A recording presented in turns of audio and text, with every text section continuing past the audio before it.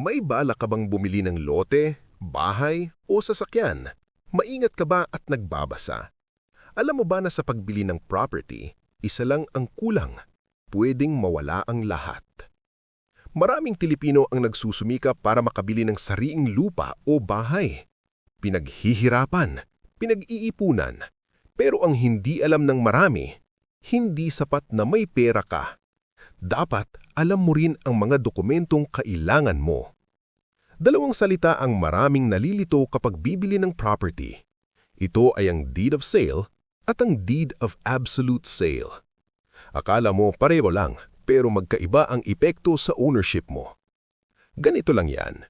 Ang deed of absolute sale ay isang resibong nagsasabing, bayad ka na, sa'yo na talaga ito. Ibig sabihin, fully paid na ang property. Agad nang maililipat ang ownership sa'yo at pwedeng-pwede mo nang ipalipat ang titulo ng property sa pangalan mo.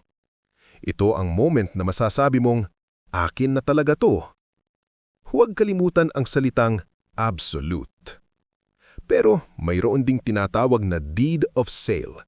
Wala yung salitang absolute. Ibig sabihin, hindi pa sa'yo ang ownership. Nasa seller pa rin ang titulo at mayroong kailangan ka pang dapat tapusin bago mo masabing sa'yo na ang property. Ito ay kapag hulugan or installment ang schedule ng payment sa pagbili ng property.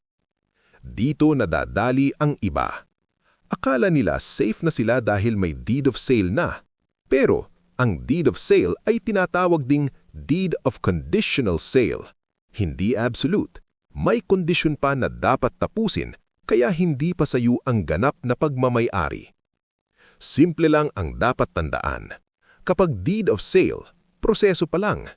Kapag deed of absolute sale, sa'yo na. Hindi mo kailangang maging abogado para maintindihan ito.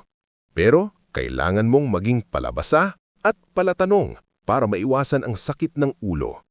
Dahil ang tamang dokumento ang magtatakda kung ang pinaghirapan mo ay magiging tunay na sayo o hindi. Kung may plano kang bumili ng lupa, bahay o sasakyan, isave mo ang video na to at ishare mo sa pamilya mo dahil isang simpleng kaalaman lang pwedeng makaiwas sa malaking problema at abala. Natulungan ka ba ng video na ito? Kung oo, sana matulungan mo rin ako na mamotivate na gumawa ng mga video na tulad nito.